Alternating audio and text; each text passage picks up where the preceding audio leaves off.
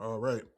So today I have a special guest on the show, Mr. Jason Harden from Texas Park and Wildlife. He's the Texas Wild Turkey Program Leader, and we'll be talking about the state of Texas turkeys here in our great state. Jason, thank you for joining us today. How you doing? I'm good, Justin. Appreciate you having me. Yes, sir. Definitely appreciate you taking some time. So, for the people that are not familiar, can you tell us a little bit about your background and how you got started? Sure. Born and raised in Texas. I grew up on a ranch here in Leon County, where I still live today. Went to school for was going to be a business major, and then ran into some friends that were getting degrees doing wildlife. I thought you had to be a game warden. That's like the only job out there, and they told me what they were doing, so I just dropped the whole business thing. Went to the Arthur Temple College of Forestry and got a degree in forest wildlife management from SFA. From there, I moved down to South Texas, started working as a research associate at the Caesar Claver Wildlife Research Institute.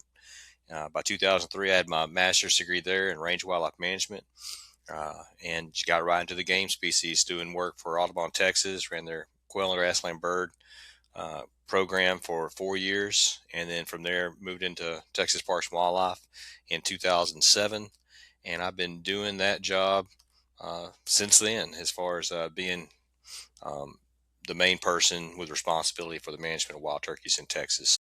Coming up on 19 years of being in this sort of role. Love it. And that's absolutely awesome. So you got into it. It's been about 19 years. How much hunting do you still get to do now that you're involved on the, I guess, conservation side of things? Yeah. So, like I said, I grew up on a ranch, still live on a ranch today. We, not a lot of turkeys here in my backyard, but deer and ducks and those sort of things. Got some kids that do most of the deer hunting nowadays, but I do travel quite a bit. Um, if folks don't hear from me during the spring, it's because I'm out chasing longbeards myself. My son, fortunate enough, we put three birds in the freezer this spring. My son got the first one, opening weekend of the North Zone on Kerr WMA. I went down to Daughtry WMA. Hate to give away all my spots, but they are public lands.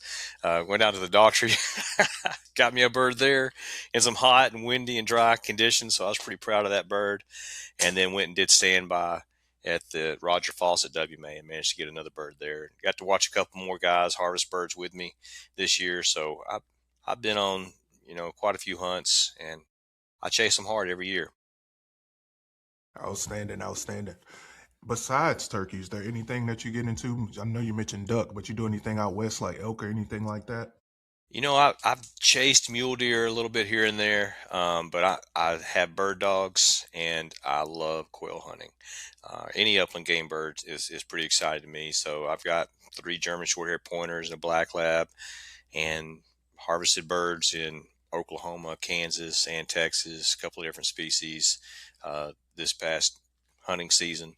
And that's really a passion. That's what my master's degree was studying quail down in South Texas, and love chasing those little birds. We had some few birds here on our property when I was growing up, but we lost those, and I think that kind of drove me to really understand why and get bird dogs and get out there and chase them where I still could. Makes a lot of sense. That normally seems to be the case. It's kind of similar to what I'm going through right now, being up here in Dallas. It's like because Dallas County, Collin County, just closed for turkeys, but right over there in Wise and Montague, I believe it is open, and we have some public land out there, the LBJ National Forest. But as far as I know from my research, they do not allow turkey hunting out there in that area. Do you know anything about that area up there? LPJ National Grasslands, you can turkey hunt on that national forest and grassland system. I think you and I have talked about this in the past. It is one of the closest public hunting lands in a state with not a ton of public hunting access. It's one of the closest places to DFW. So it does attract a lot of hunters. We have a ton of urban hunters in the DFW area. It's a very ingrained hunting culture in that area, in that urban area, and they are moving outside to go to those public lands and chase birds. And it makes a lot more sense for a lot of people to get a day of hunting within a short drive versus going to some of these other areas that maybe have a little more promising opportunities, but are 4 6 hours away.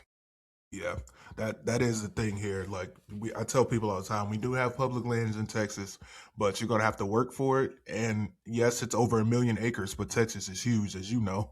You can drive 6, 7, 8 hours and still be in Texas. It's like having several different environments, like out east, the piney woods, and then you got like prairie stuff, especially if you're going west towards the Panhandle. So it's a whole mixed bag.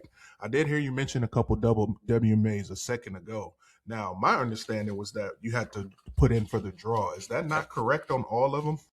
So it depends on what you're hunting. There are some just basic walk-in areas where you can go, but for the most part, Texas Parks and Wildlife on our wildlife management areas have gone with quality over quantity. So it's a draw hunt. Like I said, my son drew on the Kerr WMA. Is his last youth year as a youth, and got on that youth hunt finally, and got drawn, got that bird the first afternoon. If you do not get drawn, you can show up on standby. You're rolling the dice. I roll them every year. So, like I said, I got drawn on standby twice this year. I got turned down twice last year. You drive all the way 4, 5, 6 hours across the state, get there in time, put your name in a hat, literally. They draw your name out of the hat. You get the hunt. They don't. You go back home. So it's definitely rolling the dice, but I've killed a lot of turkeys on standby. I've probably have killed more critters on standby than ever being drawn. Well, that's good to hear. So I do read that in the brochures when you go and you put it out. And one thing about it too, I try to tell people and I try and get the word out. I don't think people realize just how early the deadline is to apply for turkey here in Texas, because there's like some core engineer stuff. There's other opportunities, but if you're not really like a diehard turkey hunter, I think it's going to get past you. Because like you said, I don't know how many people are going to drive 5 hours on a maybe. I mean, I probably will at some point, schedule permitting, if that was my only option. But I mean, that's just where we are here and with the state of things in Texas.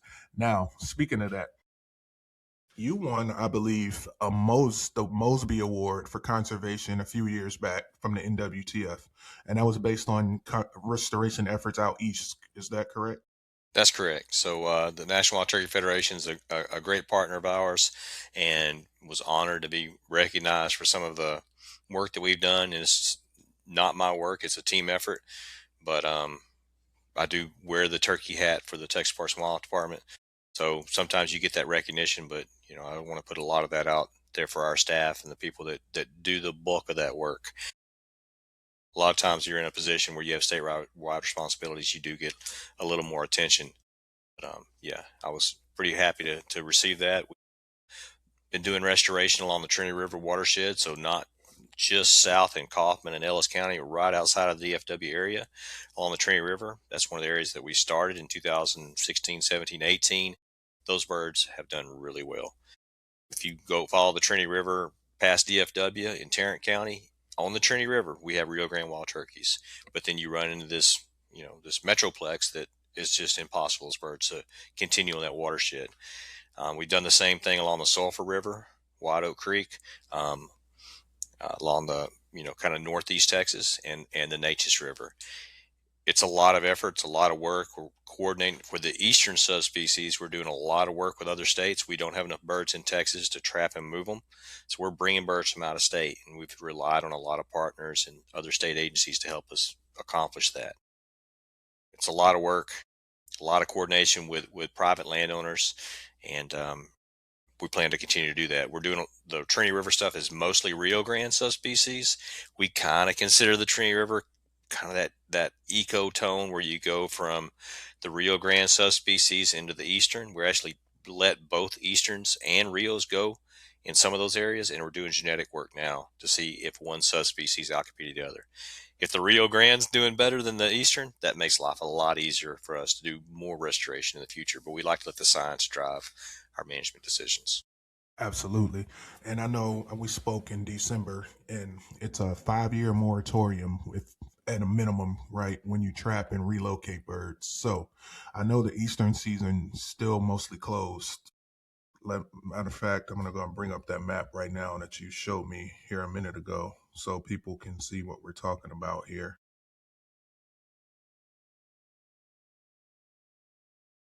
So this area that Jason's talking about is mostly coming around here in this area where we see the gray, which means that the season is closed. This is should be Collin or Dallas County, and that's Collin there, right up north above that.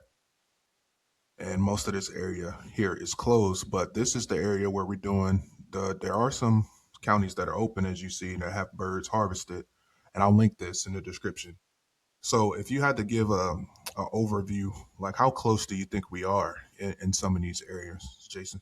Yeah. So our restoration, historically, we would go into a county and we release 15 to 20 birds at 5 to 10 locations across the county because historically we've managed at the county scale. What we've been trying to do is identify focal landscapes where we have connected habitat. So I mentioned the Trinity River. The Trinity River provides basically a corridor that goes, northwest to southeast. And what we're trying to do is daisy chains. You do a release, you go 5, 10 miles away, release populations there, and just do that all the way down that corridor. So we're establishing populations, but it's not at a county scale. Our goal moving forward is to develop something we're calling a turkey management unit. If we can identify a landscape within a county or multiple counties where we've established a population, we have some excess males out in that landscape that can be harvested, we'd like to do that, but we don't want to reduce our opportunity to do restoration in other parts of that same county. So something smaller than a county scale, open that up and provide sort of like tags or something along those lines where landowners can apply for that. If there's public land, they can get a couple of tags and provide hunting opportunity that way. Dip our toe into the water, be very conservative, and but again provide that opportunity. We know we have birds out in that landscape now that are dying of old age, and there's no reason why we can't provide some opportunity for some of those gobblers to be harvested. We have to get it through the legislature. You know about MLD tags, the pronghorn tags, the mule deer tags. We have all the alligator tags. So we have all these things, but they're outlined in legislation. So the state of Texas has to approve that. I think it's going to be a big win, but we just have to wait for that process to happen. And when it does, that's our next step is to develop those turkey management units and provide hunting opportunity. Like I said, 5-year moratorium.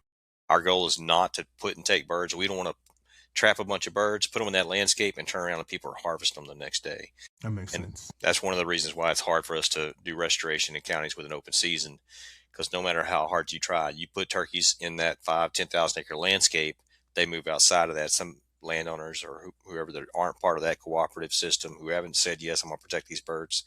We constantly see birds being harvested, and that's not something we want.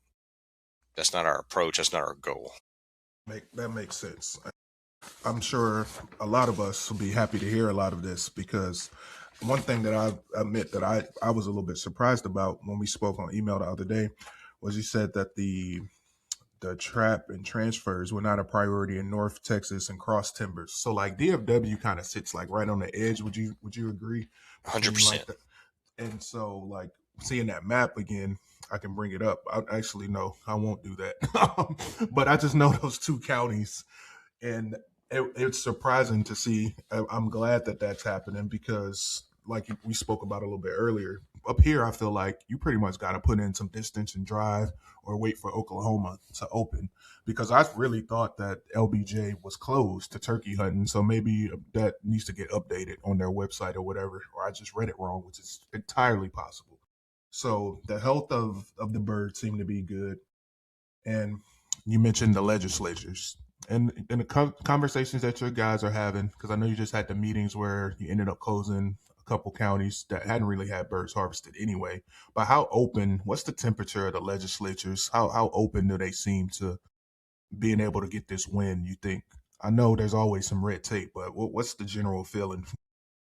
You know, I haven't spoke to individual legislators on that, but it is a top priority at Parks and Wildlife, the Wildlife Division, to get that in front of them. And we know we have some friends there at the legislature that I believe will jump on that and add it to a package, and I expect that to occur. I don't see there being any issues there. Um, but it's politics, so we'll see. But I think it's an easy win. That's great news. Great news. We love easy wins. So going to the recent closures, is there any? Are you guys going to? It was Matagorda and Wharton Wharton. counties. Are, what's the plan for those areas going forward? More trap and transfers, or so we know it's going to be a minimum of 5 years. What is that looking like for folks in that area?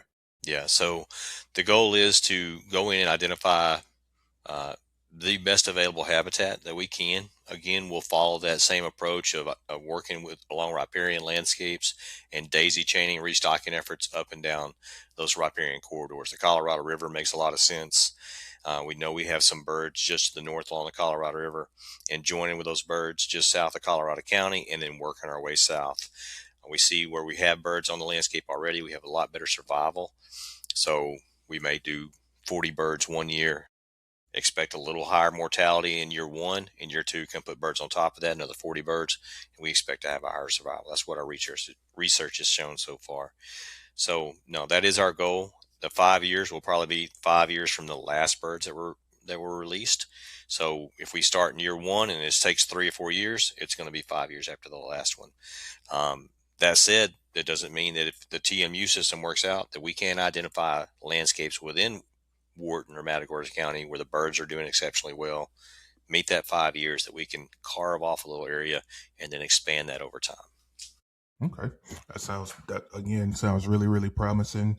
It's good to hear that somebody like the from the government standpoint, right, and the state as agency really has a passion for the resource, and you guys are doing all of the right things. Now, I have a question for you: is there what can landowners and hunters do to help ensure the success of the turkeys and the restorations in these areas? So if there's a site that we're going to put birds on, we already feel like the habitat has the potential or can support those birds. If it already has the habitat, we want them to maintain what they're doing. If it doesn't, or if it's marginal, we want to implement some management strategies. We have staff in all these counties. A lot of these staff have multiple counties, but they live in these communities. They're familiar with the habitat and they know what management works.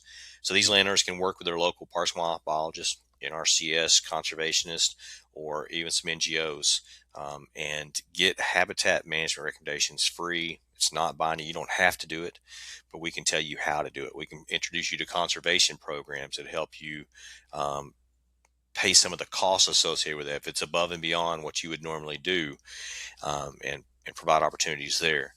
So that would be the part of it. The other part is that citizen science component. Um, Let us know where you're seeing birds. You're the eyes and ears on that landscape.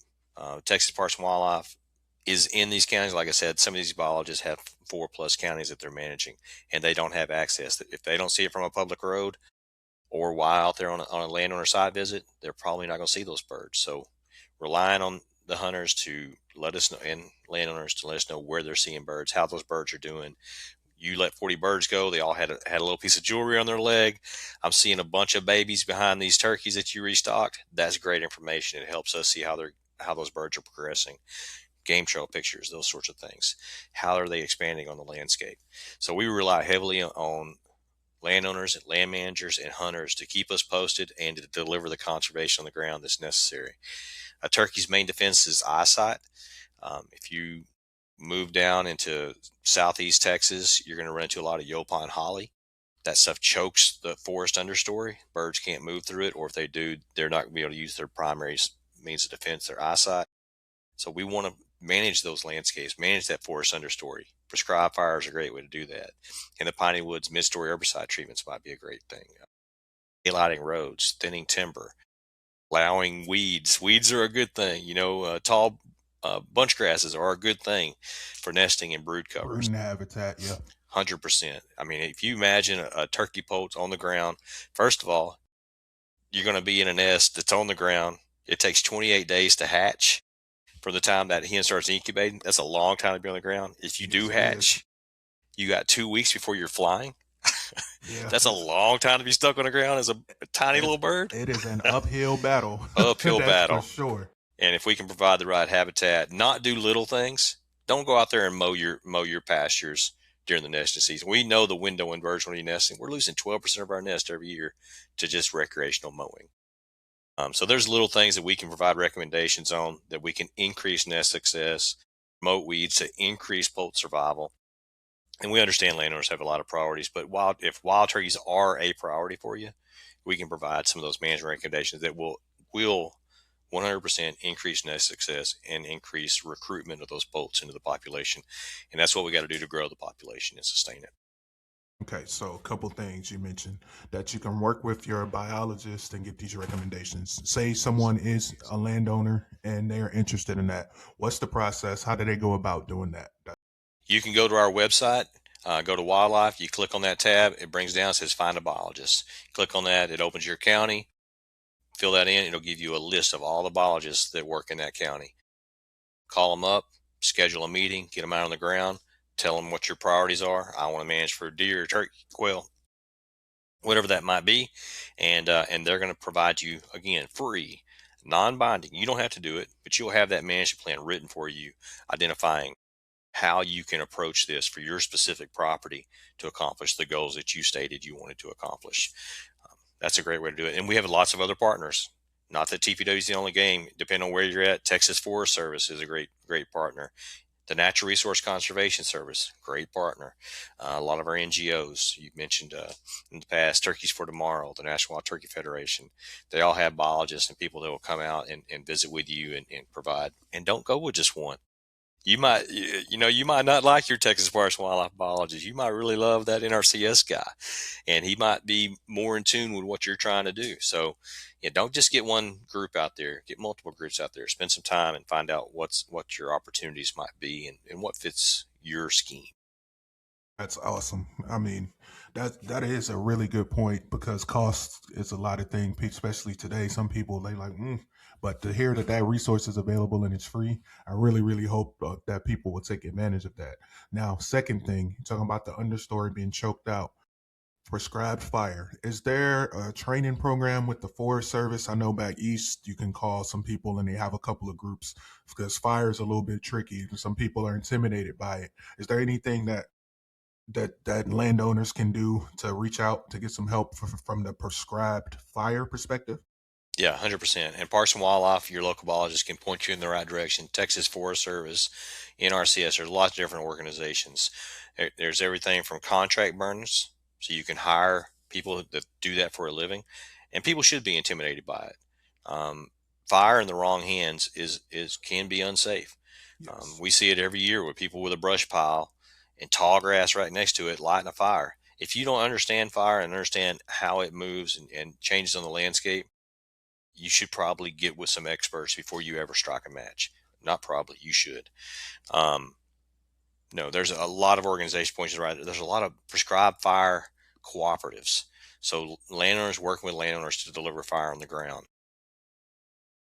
Tall Timbers Research Station is now working in East Texas. They have a fire coordinator. They have, I think, 2 positions in Texas right now, and one of them is his 100% job is to promote and help landowners get fire on the ground in East Texas. But there are organizations like that all over the state, and our staff, Texas Forest Service, NRCS can point them in the right direction.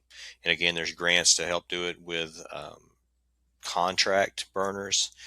So there's lots of opportunities out there. Fire is a great tool. Texas historically burned. We think about post oak savannas and longleaf pines and shortleaf pines and prairies and all these different landscapes. They all adapted with fire. We removed fire on the landscape, and it just changed our landscape because of that. So fire is a great tool. A lot of the wildlife that we love and appreciate and want to chase adapted with that fire. So it's a great tool to have on the landscape. And when it comes to fires, what when you say is the best time frame to do it? Yeah, it depends on where you're at, and it's also how often you do it. So the further west we go, the drier it gets, the less rainfall. You don't grow trees as rapidly. In East Texas, you can have a 20-year-old tree that has seen fire 3 times versus a 20-year-old tree. Maybe it's in West Texas, maybe it saw fire once. Um, Usually looking at about a 2 to 3 year fire rotation for wild turkeys in the far east Texas. So imagine that landscape where you're getting 40, 45 to 60, 65 inches rainfall a year. And then you go further out west, I would say like Decatur and LBJ grasslands once every 5 years is probably, or even 7 years is probably more appropriate.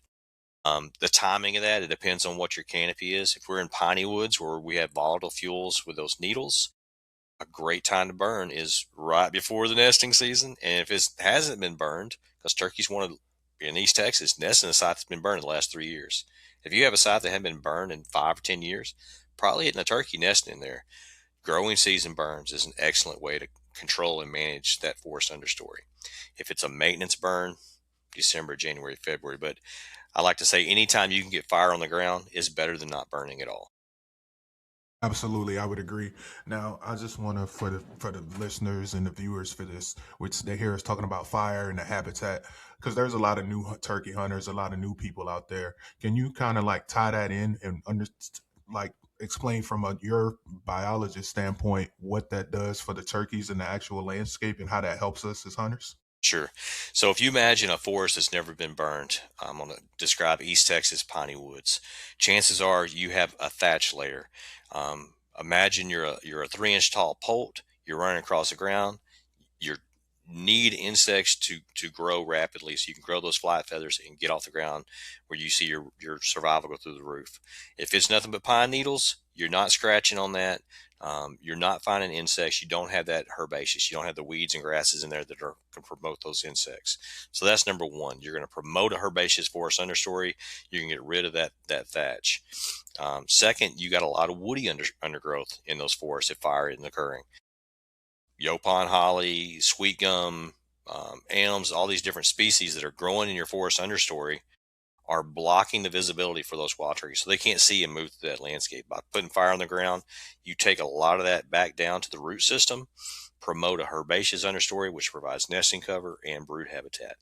And like I said earlier, most of your wild turkey hens are going to want to nest, if available, in a site that's been burned in the last 3 years. So if by putting fire on the landscape alone in year one, you've provided brood habitat.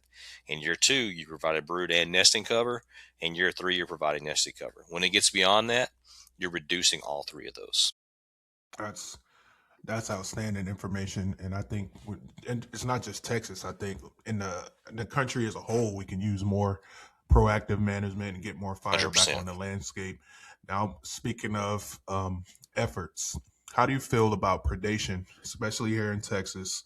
I know there's kind of like a mixed jury on it, so I won't even give my thoughts. I'm gonna just toss it to you on that and see what are you seeing from your side of things. Yeah, I mean, most turkeys don't die of old age. We do have a couple, but most of them don't die of old age. Most of our nests fail due to predation. Most of our poults are lost due to predation. So 100% predation is playing a role. These turkeys, like shrimp and quail, have always been prey.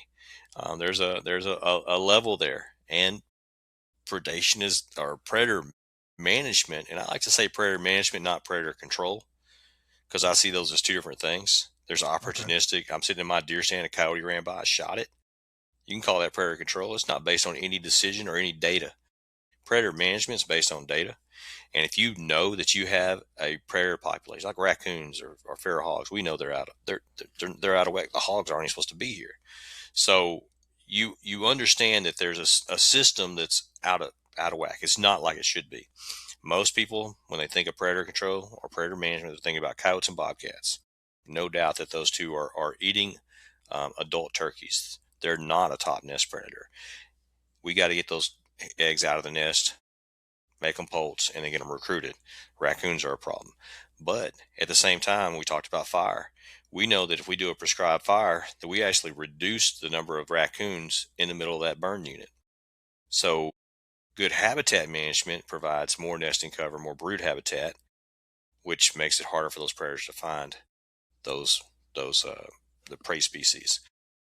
By doing good habitat management, we increase the number of cotton rats on the landscape, field mice, rabbits. Those are alternative prey sources for those larger predators. Um, so they're eating those instead of eating your turkeys. That's So it's a awesome. very complicated system. For me, what I would do if predator management is going to be part of it, first I'm looking at habitat. If you don't have the habitat, you just you're not doing anything with predator control. If you're doing or predator management, if you're doing habitat management, and you're like, what's next? What else can I do to boost this system? Predator management's right there. Absolutely. Go out, do your scent stations, put up cameras, get a good estimate of what your population is of predators, what you need to target. Raccoons are usually a top one, and then set up that goal. What are my trap nights? Typically for me, and I do predator control all the time. Predator management. I have one trap night per acre of land. So you think about the effort. You got 1,000 acres. That's 1,000 trap nights. That's a lot of trapping. It's a lot of effort. It takes a lot of time, and but if you want to have an impact on that population, you have to put in serious effort, and it's every year. But so is prescribed fire. I'm not doing prescribed fire once I'm walking away. So whenever we say, well, it's never ending, well, it's a dynamic system. Nothing ever ends. We always have to be out there doing our management. So, what do you say to the people that when fur prices are at their highest and people had a motivation to really trap, wild turkeys seem to be really thriving as the fur prices go down. It's less incentive. So to me, that's not exactly scientific, but there's some type of correlation. But my point is, and what I'm trying to get at here is, how is there a way that states can incentivize hunters to begin trapping even though the prices of fur might be a little down?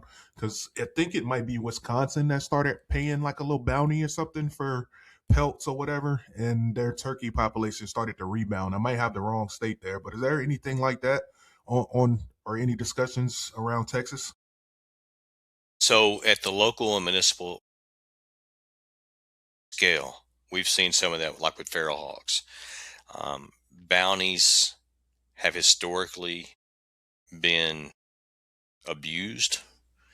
You're taking money away from doing that habitat component. Like we say, the habitat is the highest priority.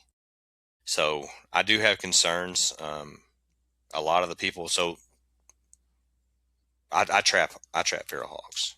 In my county, we are allowed to, if you go through a course, you can bring a feral hog tail in and turn it in for a bounty. I've always trapped feral hogs. Nothing's changing. But now you're going to pay me to cut the tails off and give them to you for something I was already doing? Sure, I'll come take your money. But did that change the landscape?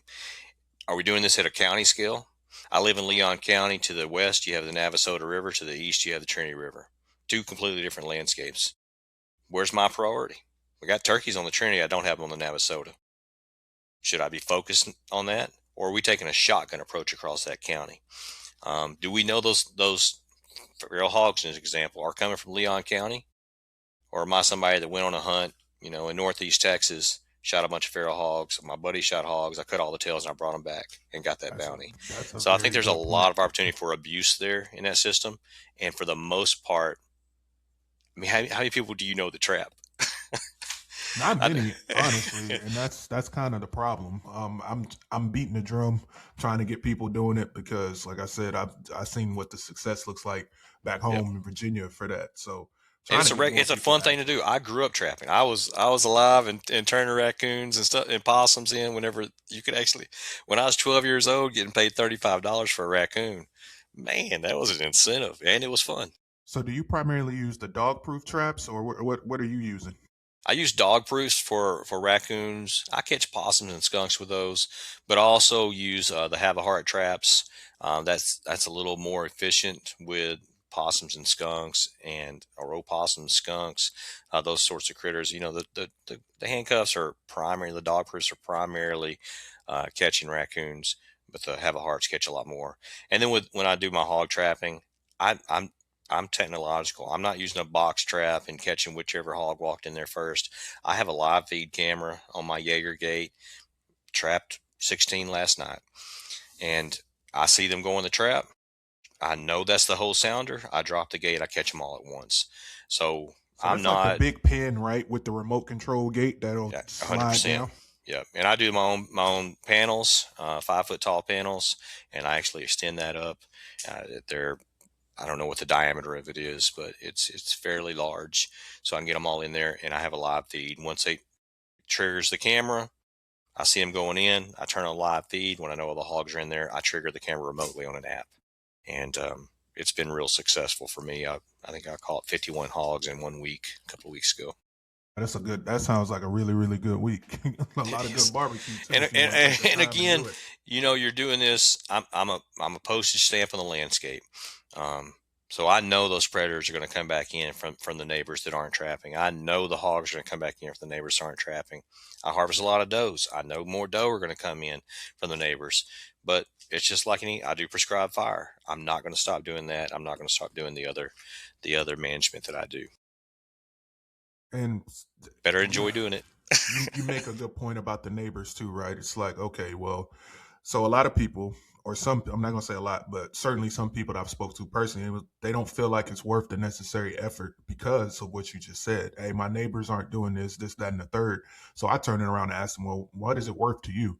But how can we make this a more community based approach and maybe spread the words to our neighbors, and we can all benefit from it? We will all have better habitat, better. We know what the benefits are, but is there a way that maybe we can get some more buy-in, so to speak, for lack of better words? Yeah, it's a culture issue. So, like prescribed fire, I have neighbors that will not burn. They're fine with me doing it. I have neighbors that do not like me burning. I have neighbors that don't like me trapping. So, we are a changing landscape and a changing priority, changing culture in Texas. When I was a kid, old man Bubba Lipsy, he had mules, he had coon dogs, and he was going to go and ride that mule, jump right over your fence, and keep following his dogs, and nobody cared. That would not happen today. People are very private and very personal about you coming on their property. Um, yeah, it's just a changing landscape, a changing culture, and it's going to be harder and harder. So what we can do is with the conservation programs, try to put more smoke in the air. I feel like when my neighbors see me burning, that there's like, okay, it must be a good burn day. I'm going to burn my pasture now. Um, and I think the more you do that, the more you spread it out, we can nick away at culture. There are going to be people that never take that step. Um, but yeah, it's a tough sell, but we'll keep on trying to do it the best way we can. Not a lot of human dimensions people are working in state agencies as biologists. I didn't get in this job because I wanted to get in front of people and talk. I wanted to be out in the woods doing what I like to do. So we're not all. That is probably an area of training that we could do a better job in. Be better at being more like the extension folks who are getting in front of people and having a good concise message. But again, we got in this because we like to chase critters and be outdoors, and not always because we wanted to be on a podcast and being seen by the world. I understand that part. Believe it or not, as a host of one, like I would love to be behind the camera myself, but as a small independent media brand myself. Oh wow! Hold on one second. Yeah. I've never had that happen before. My ring light came down on top of my head. I'll cut that part out. Leave it in there. I just might. Gotta have your bloopers reel. Yeah, that might make the behind the scenes. That's a new There you one. go. There you But go. I forgot what I was saying. I got hit in the head with a ring light. I was saying, yeah, as a small independent media brand, like I can't thank you enough, like for your access and your time, because I mean you don't have to do these things, but I can tell that you're passionate about it. So we definitely certainly appreciate it, and I just want to do our part in getting the word out. And I think that, well, I guess I want to ask you. I know you mentioned the NGOs like TFT and NWTF. Now I'm an NWTF member. Had a great time in Nashville this past year. I missed you there. I was Talking there with too. people. Yeah, I was there. It was a great time.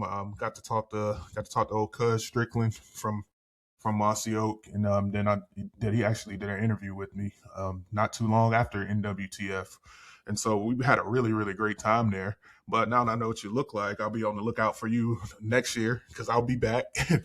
But is there like a more role, because like TFT doesn't have a chapter in Texas, right? I know there's chapters around Texas for the NWTF, but it just doesn't seem as active as more in the Southeast. Is there more that we can do from that perspective before we get out of here?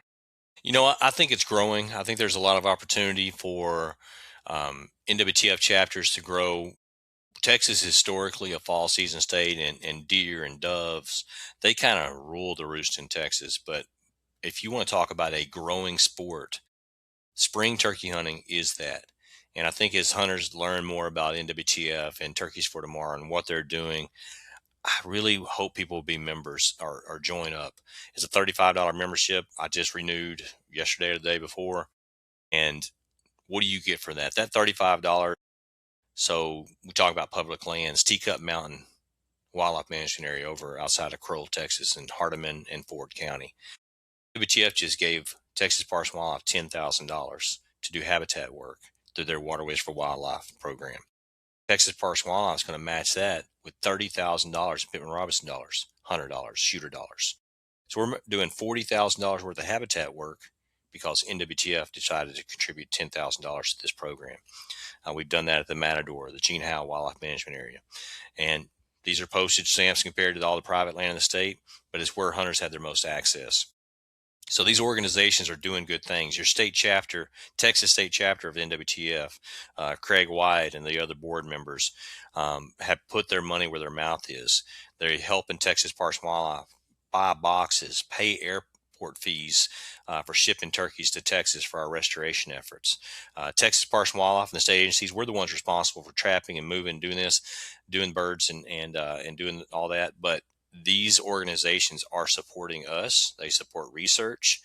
They stand behind us whenever it comes time for people to say, well, Parks and Wildlife isn't getting the job done. These NGOs have our back, and I'd like to think that Texas Parks and Wildlife has the back of our hunters as well. So get involved, participate. If there's nothing else, if you're not a landowner, become a member of NWTF. Go have a party once or twice a year at one of these chapter banquets. Spend a little money and know that money is going to good causes. I work with Jason Lupardis. I'll see him in Kentucky here in a couple of weeks, and I'll see him in Casper, Wyoming in a few weeks. Jason is the director of Turkeys for Tomorrow. I actually spoke to him on the phone not even 2 weeks ago. I actually have a pretty good relationship with Jason too, so I'm pretty familiar with him as well. He told me y'all had a meeting coming up in Wyoming. So is what meeting is that? Because is there not another one for the state coming up in May as well? Because the first one you had back in April for, or am I mistaken there? So we have different groups that we meet with. I'm a co-chair of TPWD's Upland Game Bird Technical Committee. So that's our leadership in the wildlife division who come together once a year to talk about research, management, strategies for doing a better job with landowners. Just an update for those staff on what we're doing for upland game birds.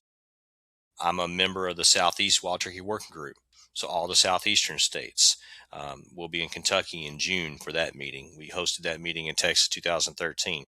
I'm also a member of the WAFWA, the Western Association of Fish and Wildlife Agencies Turkey Working Group. We hosted that meeting last year in South Texas, in South Padre Island. That's where I'll be with Jason in Wyoming. And we get together, we talk about strategies, what different states are doing. What can I steal from that state? What strategy are they doing that looks like it'll work in Texas?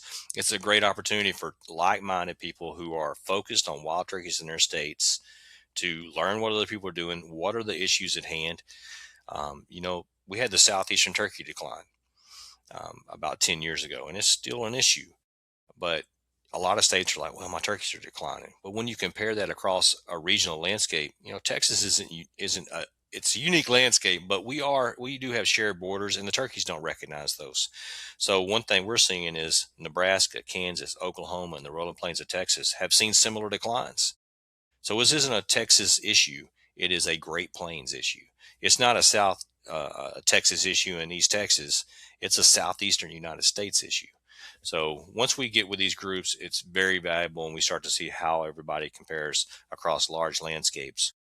and shared issues. And then we have the National Wild Turkey Federation Technical Committee, which we don't get Hawaii and Alaska in there, but we get almost every state. We get people from British Columbia coming down to contribute to that, um, and have these similar discussions and just talk about what are our research priorities? What do we need to be focusing on at large landscape scales? And those organizations help us do that. And so it has to be. How is that? I mean, just briefly, because it has to be tough because you're getting together. You're talking about 48 states plus Canada, competing interests, plains versus the southeast, like you just say. So how do we go about getting everybody on the same sheet of music, and how is the priority the, established for what gets the resources and what doesn't? Yeah. So each state's kind of standalone. So we help guide that policy and guide that priority, but each state eventually is going to be on their own. So in Texas, you buy an upland game bird stamp. That's $7 endorsement. That comes to the state. It gives us the flexibility to do the management. You buy guns and ammo.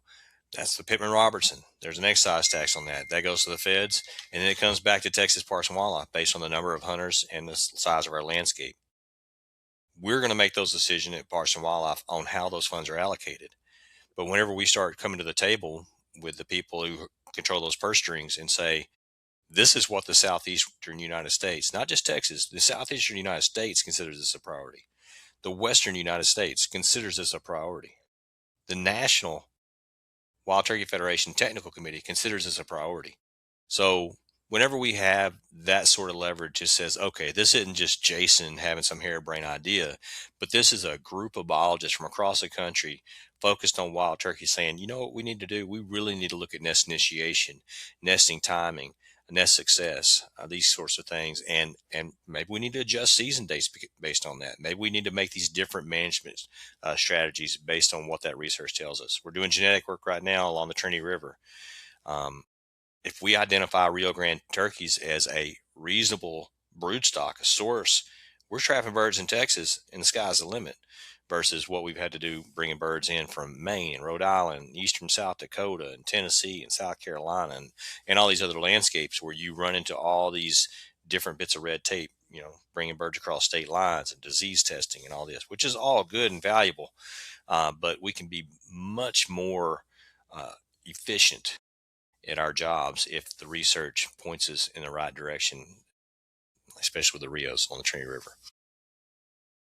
It's just an opportunity for us all to share information on what we've been successful at, where we've struggled, and seeing how those other states are dealing with those same things. That harvest map you showed a while ago, it's amazing. So we have mandatory harvest reporting in Texas. It's feedback loop. Hunters can go on that, click on their county, see how many birds have been harvested within 24 hours of that harvest occurring. I stole that from Missouri, so Missouri does the same thing. They have a harvest map out there. So there's so many different opportunities for us to learn from others and, and again, steal their good ideas and use them for our own purposes. Yeah, I'm gonna take this map and add it to the as a link on the website so people can get to it kind of easily. I'm gonna share this out. This is a very, very. I mean, because you showed me this at the beginning, it's changed my whole perspective. Just looking at it, just so that quickly. Like I said, I spend a lot of time, probably more than most people, on your Texas Parks and Wildlife website, and I hadn't seen this myself. So this is a really good resource. And you bring me to the one last thing that I want to talk about today, briefly. And I know it's not exactly your area of expertise, but you mentioned borrowing things that other states do. So, like Oklahoma, they have partnerships with private landowners, walk-in hunting access style programs. Has that been discussed at all in Texas? Is that something Texas should be looking at? Because I know it's just your opinion here because it's not exactly your call, but just curious your thoughts overall on the state, because from what I found, we got 50 WMAs in the states, and we can only draw for 7 out of the 50 for hunting. So before we close, I just wanted to talk about that briefly. Yeah. So when you say seven of those WMAs have established turkey populations where they feel like they have numbers to be harvested. Yeah. So we do have something similar. So we talked about WeHaul, the walk-in hunting access program in Kansas. We have something similar to that. In Texas, we have walk-in hunting, but it's mostly for dove.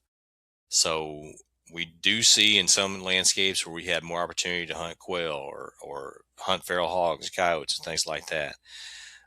But it is nowhere near the scale of what you see in Kansas. So that work occurs. I would love to see us double and triple that, increase the number of species that we can chase. I would love to see more a push more towards opportunity and not always quality.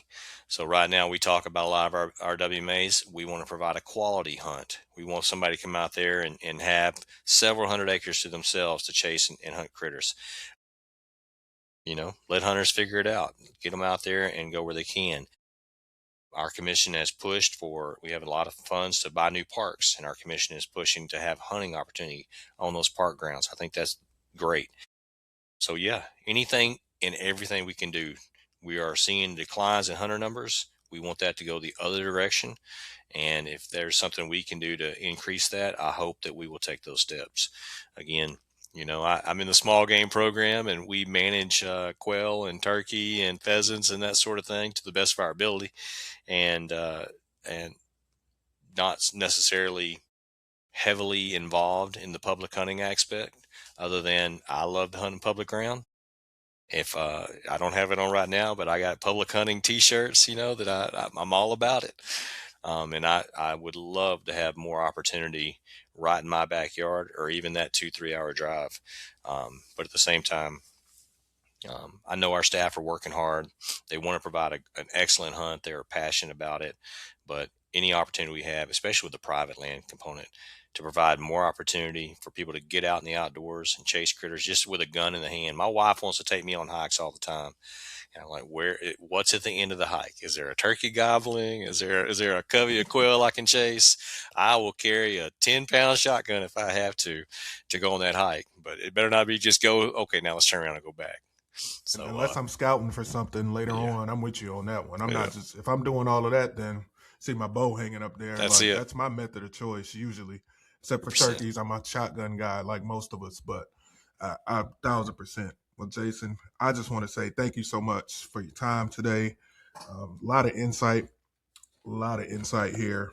If there's anything that we can do, please let us know, whether it's spreading the word or whatever the case may be. Um, if there's, like I said, if you need anything, you know how to reach me. I know how to reach you. Thank you for your time, but I'm just really excited. It's good to hear that we have passionate people in the right positions of leadership. If we can provide some more opportunity, I think Texans will be really, really surprised. Is there anything you want to say to the people before we wrap up today? If you're not a turkey hunter, if you haven't chased turkeys in the spring, get out there. It is not the same as fall turkey hunting. Whenever you call and a bird gobbles back at you, there is nothing. It's good for your soul. Get out there and chase the birds. Even if you don't have a gun in your hand, I don't understand it. But if you want to go out there and just get a box call, get a turkey to call back to you, it'll change your world. I appreciate you, Justin. I appreciate you having me on. One thing that's a real benefit is, showing those maps, getting the word out there about the mandatory harvest reporting. It is the best way for us to manage our turkey population. We rely on hunters, landowners, and the people that are eyes and ears on the landscape to keep us informed on what's going on. So I appreciate what you do. I appreciate you having me on, and look forward to doing it again. Yes, sir. Absolutely. Thank you so much for your time, Jason. Thanks, Justin. You have a good one. You too.